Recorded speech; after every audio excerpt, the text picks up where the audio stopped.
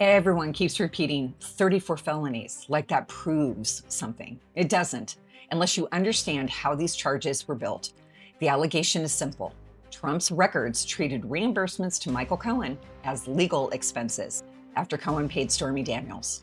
That kind of categorization, you could argue that's just ambiguous accounting judgment. On its own, it's typically treated as a misdemeanor. It only becomes a felony if you can prove those records were falsified to commit or conceal another crime. And that's where this gets messy. The prosecution argued there was a broader effort to influence the election, but they didn't lock into one specific underlying crime. In fact, they never named it.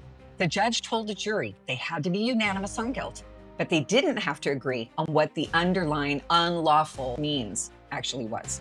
That's the issue now on appeal. Then there's intent. There's no direct statement from Donald Trump saying, do this to commit a crime. So the case leans heavily on Cohen. And let's be real, Cohen is a convicted liar who admitted to perjury, had a public falling out with Trump, and now he profits from criticizing him. That doesn't automatically make him wrong, but it absolutely matters when you're trying to prove criminal intent. Now compare that to John Edwards. In that case, hundreds of thousands of dollars were used to hide an affair during a presidential campaign.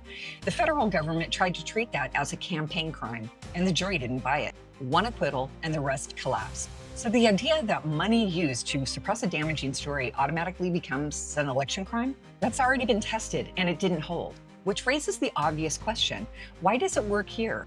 That's why this case is on appeal, to determine whether the law was applied fairly and accurately. The jury instructions alone could change the outcome. And if higher courts decide that not requiring agreement on the underlying crime crosses into a due process issue, that's how this could get pushed toward the Supreme Court. So here's the question. If this wasn't Donald Trump, would this have ever gone beyond a misdemeanor?